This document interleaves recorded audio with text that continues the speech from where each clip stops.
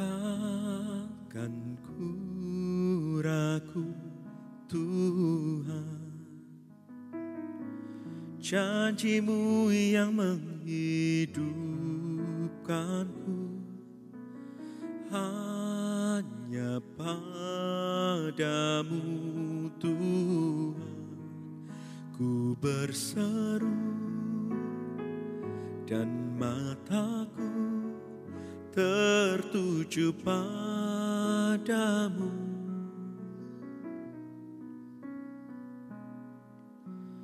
Takkan ku ragu Tuhan,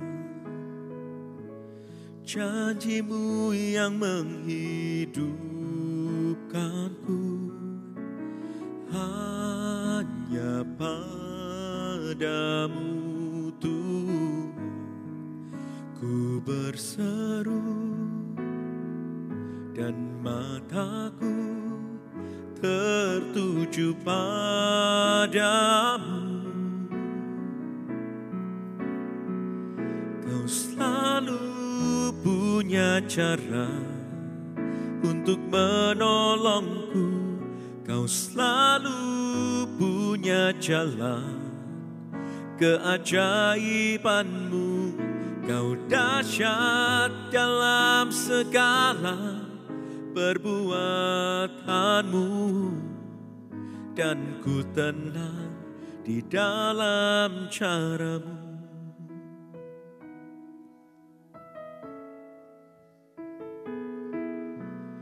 Takkan ku ragu Tuhan,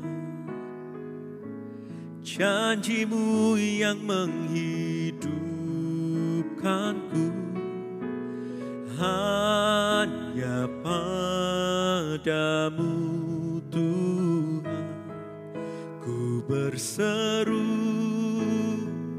dan mataku tertuju Padamu. Kau selalu punya cara untuk menolongku, Kau selalu punya jalan keajaiban-Mu. Kau dahsyat dalam segala perbuatan-Mu, dan ku tenang di dalam cara-Mu. Kau selalu punya cara untuk menolongku, Kau selalu punya jalan keajaiban-Mu. Kau dahsyat dalam segala perbuatan-Mu, dan ku tenang di dalam cara-Mu. Oh, Kau selalu punya cara untuk menolongku, Kau selalu punya jalan keajaiban-Mu. Kau dahsyat dalam segala perbuatan-Mu, dan ku tenang di dalam cara-Mu. Kau selalu punya cara untuk menolongku, Kau selalu punya jalan keajaiban-Mu. Kau dahsyat dalam segala perbuatan-Mu, dan ku tenang di dalam cara-Mu. Kau dahsyat dalam segala perbuatan-Mu, dan ku tenang di dalam cara-Mu. Kau dahsyat dalam segala perbuatan-Mu, dan ku tenang di dalam dalam cara-Mu.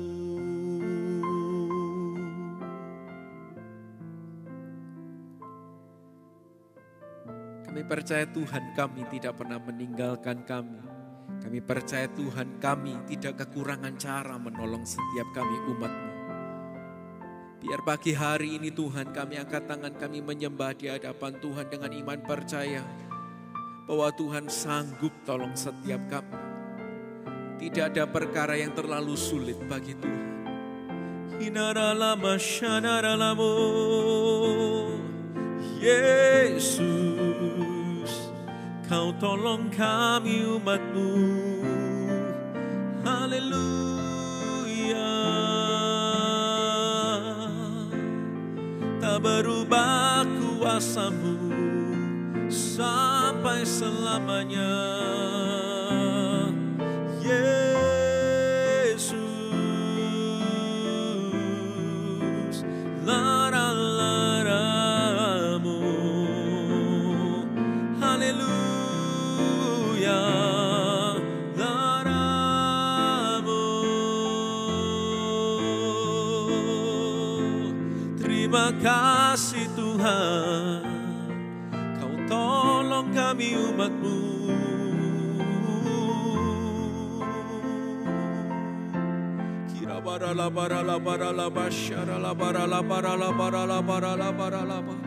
Biar kami lihat pertolongan Tuhan bukan dengan mata jasmani kami, tapi kami lihat dan kami yakini pertolongan Tuhan dengan iman kami kepada Tuhan. Kirabahana masyara labara labara labara. Haleluya. Yesus, pengharapanku, sumber pertolonganku. Haleluya.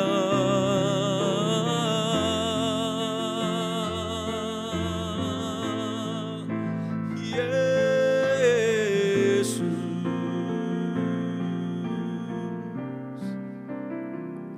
Kau selalu punya cara untuk menolongku. Kau selalu punya jalan keajaibanku. Kau dahsyat dalam segala perbuatanmu, dan ku tenang di dalam cara-Mu. Kau selalu punya cara untuk menolongku. Kau selalu punya jalan keajaiban. Kau dahsyat dalam segala perbuatanmu, dan ku tenang di dalam cara-Mu. Kami angkat tangan, kami percaya Kau selalu punya cara untuk menolongku. Kau selalu punya jalan keajaibanmu. Kau dahsyat dalam segala perbuatanmu, dan ku tenang di dalam cara-Mu. Kami percaya Kau dahsyat, Kau dahsyat dalam segala perbuatanmu, dan ku tenang di dalam cara-Mu. Kau dahsyat dalam segala perbuatanmu, dan ku tenang di dalam cara-Mu.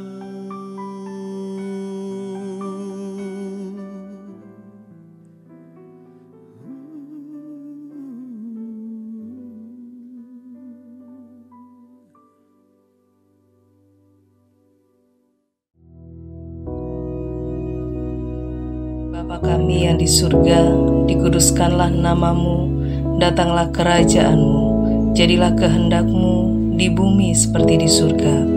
Berikanlah kami pada hari ini makanan kami yang secukupnya, dan ampunilah kami akan kesalahan kami, seperti kami juga mengampuni orang yang bersalah kepada kami. Dan janganlah membawa kami ke dalam pencobaan, tetapi lepaskanlah kami daripada yang jahat, karena Engkaulah yang empunya kerajaan dan kuasa dan kemuliaan sampai selama-lamanya. Amin.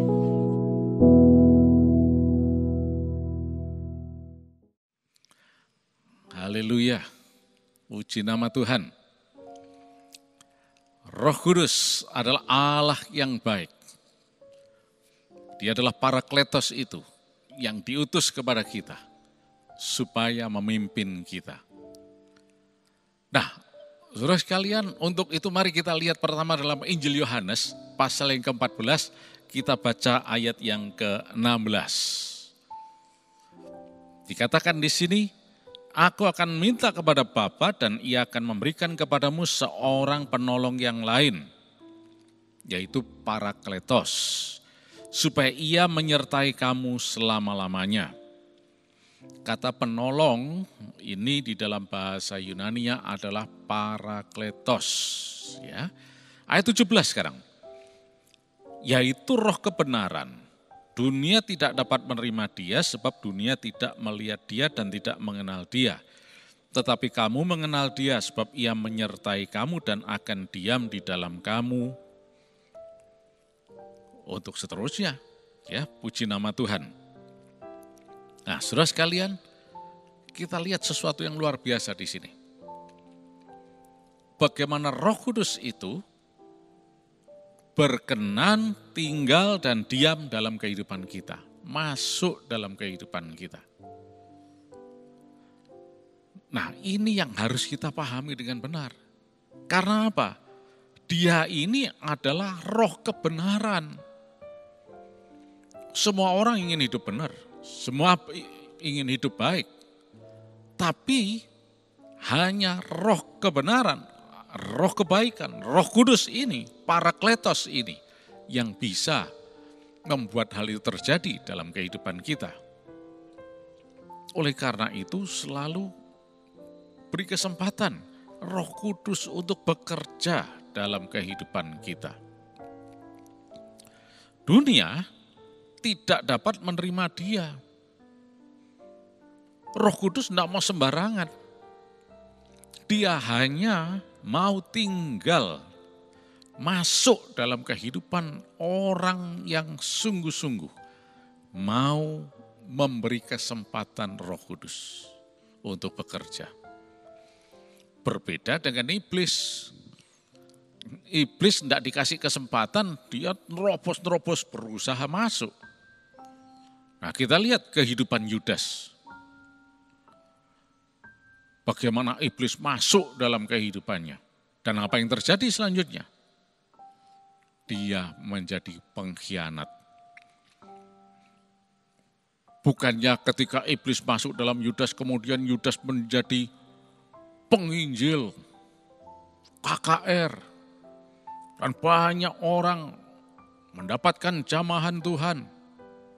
Dan mereka menerima Yesus dan diselamatkan. Oh, bukan. Kalau iblis masuk ke dalamnya, masalah terjadi. Dan kita tahu bagaimana Yudas kemudian, walaupun namanya ini sebetulnya bagus, Yudas itu sebetulnya praise, Yuda. Dari Yada, praise, pujian kepada Tuhan. Tapi orangnya tidak menampilkan seperti apa yang ditunjukkan dalam namanya. Yang dikenal dari Yudas adalah dia pengkhianat. Nah, padahal nama Yudas bukan pengkhianat, bukan. Nama Yudas itu artinya bagus, pujian, praise. Tapi karena perilakunya, maka dia dikenal sebagai pengkhianat. Karena apa? Iblis yang ada di dalam dirinya. Si jahat itu yang membuat kacau semuanya.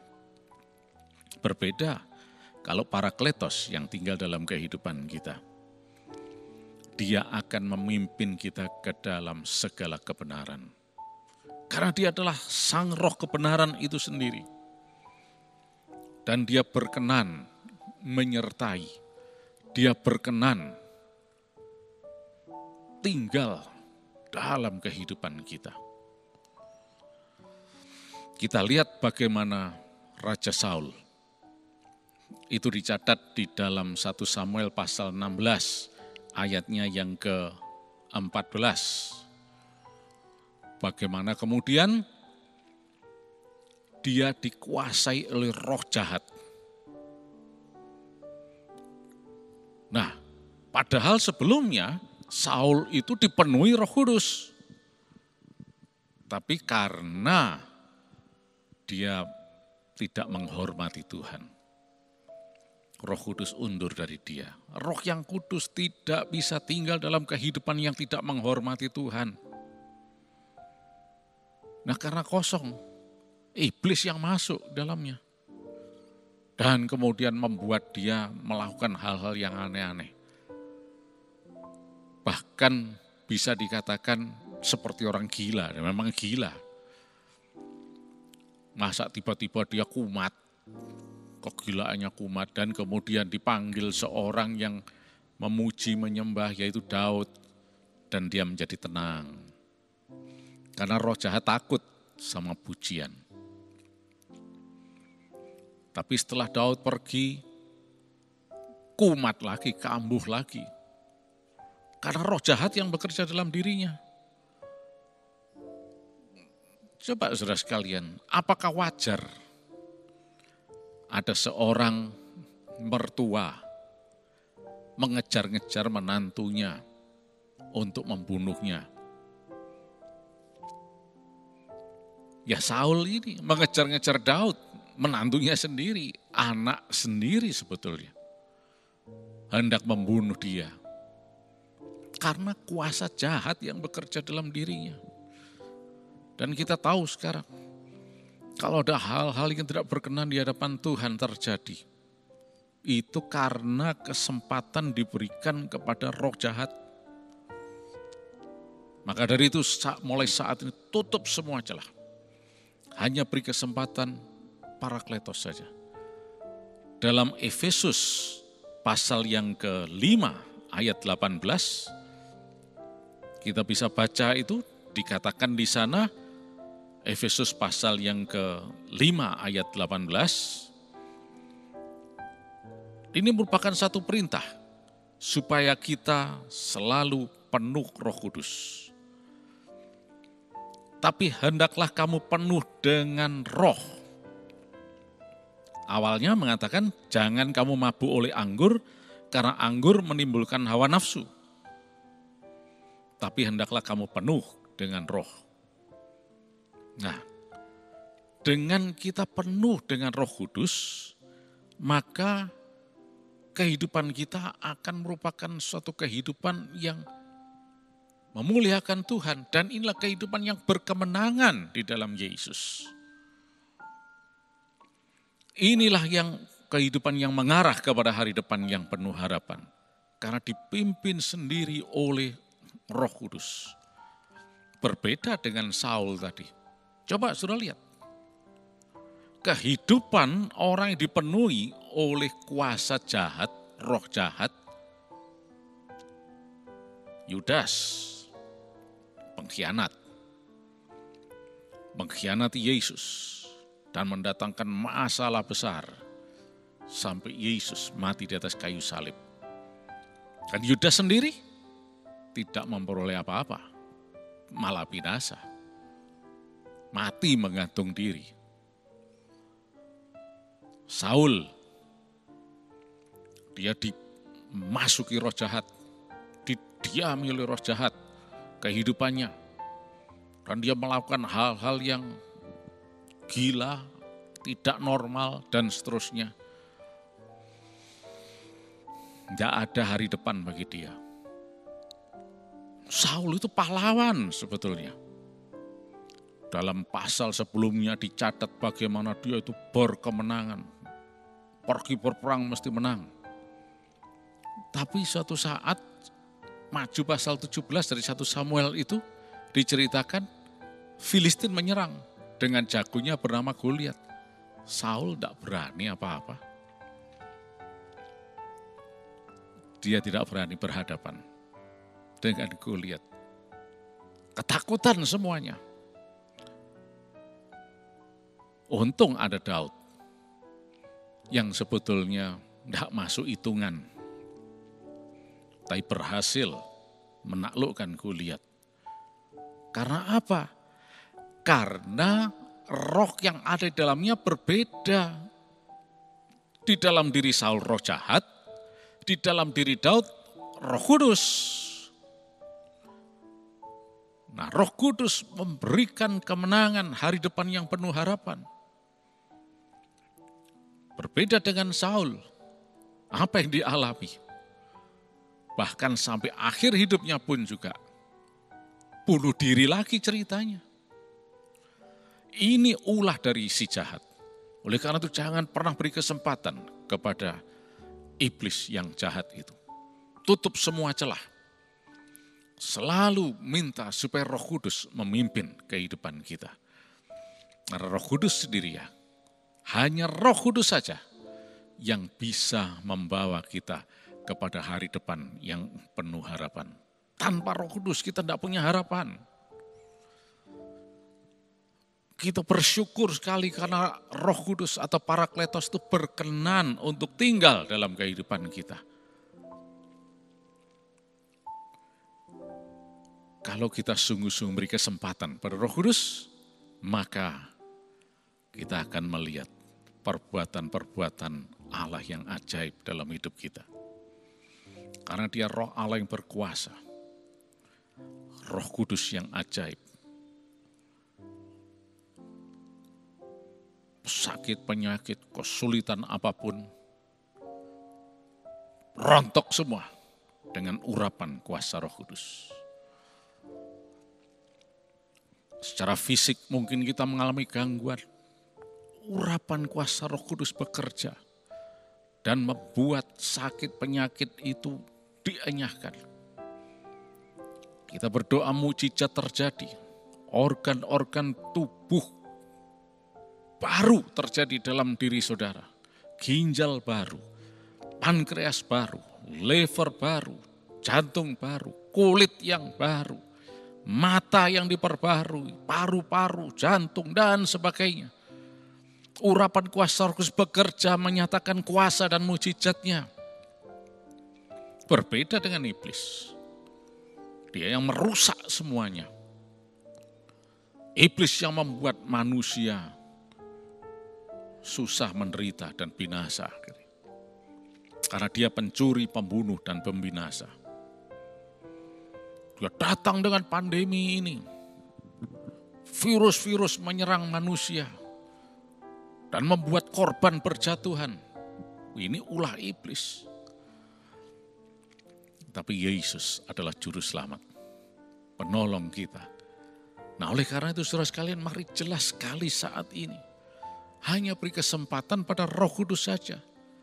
Malah itu diperintahkan, hendaklah kamu penuh dengan Roh Kudus. Jangan mabuk oleh anggur. Maksud mabuk oleh anggur ini artinya uncontrollable, tidak terkontrol lagi. Karena seorang yang sedang dikuasai oleh anggur, mabuk, itu tidak terkontrol lagi dirinya, tidak terkendali. Jalan saja sempoyongan, miring-miring sana kemari. Tetapi kalau orang normal bisa mengontrol, oh saya mesti maju ke depan, lurus, belok kanan. Nah, langkahnya bisa diatur, tuh, wah, dan seterusnya. Tapi kalau orang yang dalam kondisi mabuk, tidak terkontrol. Nah, inilah yang membuat pintu terbuka, lebar kepada iblis untuk masuk. Tetapi ketika kita memberi kesempatan Roh Kudus, penuh dengan Roh Kudus, iblis tidak punya peluang. Dan kuasa Roh Kudus itu yang akan menolong kita, menuntun kita, membuat kita selalu berkemenangan di dalam Yesus. Kita sudah lihat jelas contohnya di sini. Bagaimana Yudas, bagaimana Saul, akhir hidupnya sangat mengerikan. Berbeda dengan Daud, dipenuhi Roh Kudus. Maka catatan yang ada adalah kemenangan, kemenangan, keberhasilan, dan seterusnya. Dan saya percaya semua orang rindu untuk melihat keberhasilan, kemenangan terjadi dalam hidupnya. Dan hari depan yang penuh harapan. Kita tidak bisa mengusahakan dari diri kita sendiri. Hanya kuasa Roh Kudus yang bisa. Yesus itu penolong kita. Kalau Daud dengan kuasa Roh Kudus, Tuhan buat berhasil. Demikian juga kita hari ini. Dengan urapan kuasa Roh Kudus, Tuhan akan buat berhasil, berkemenangan. Nama Yesus dipermuliakan. Oleh karena itu kita tidak perlu takut akan apapun. Sungguh-sungguh percaya kepada Tuhan. Buka hati kepada Roh Kudus, biar Parakletos itu bekerja. Itulah sebabnya satu ayat terakhir kita lihat dalam Galatia pasal yang kelima, ayat yang ke-16. Di situ dinasehatkan jelas sekali, yaitu supaya kita selalu berjalan di bawah pimpinan atau kendali Roh Kudus. Maksudku ialah hiduplah oleh Roh, maka kamu tidak akan menuruti keinginan daging. Ayat 18, 19 langsung aja. Perbuatan daging telah nyata, yaitu percabulan, kecemaran, hawa nafsu, penyembahan berhala, sihir, perseteruan, perselisihan, iri hati, amarah, kepentingan diri sendiri, percideraan, roh pemecah, kedengkian, kemabukan, pesta pora, dan sebagainya. Nah, ini akibat dari roh jahat itu. Ini akan terjadi.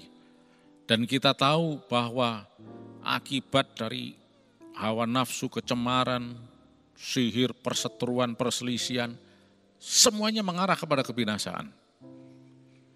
Tapi berbeda, kalau kita dipimpin oleh Roh Kudus, maka ada hari depan yang penuh harapan. Oleh karena itu, saudara sekalian, jelas sekali di sini, hanya buka hati untuk Roh Kudus. Persilahkan dia untuk berkuasa memimpin kehidupan kita. Bukan yang lain. Dan saudara akan melihat perbuatan Allah yang ajaib. Puji nama Tuhan, mari kita akan berdoa. Terima kasih Yesus, terima kasih Roh Kudus. Silahkan Engkau berkarya dalam hidup kami, kuasai kami sepenuhnya. Parakletos, tinggallah dalam hidup kami. Senantiasa, pimpin kami, kuasai kami. Agar kami boleh selalu menyenangkan Engkau. Dan dengan pimpinan kuasa-Mu Roh Kudus, urapan-Mu akan bekerja dan kami akan melihat perbuatan-perbuatan yang ajaib yang Allah lakukan dalam kehidupan kami semuanya. Terima kasih Yesus. Sepanjang hari ini Engkau yang membuat kami berhasil Roh Kudus. Urapan kuasa-Mu yang membuat kami berkemenangan. Kami diberkati berkelimpahan dan kuasa darah Yesus melindungi kami semuanya. Dan dengan urapan kuasa-Mu Tuhan, kami sehat, dijauhkan dari segala penyakit apapun. Dan di dalam nama Yesus Kristus, mujizat kesembuhan terjadi.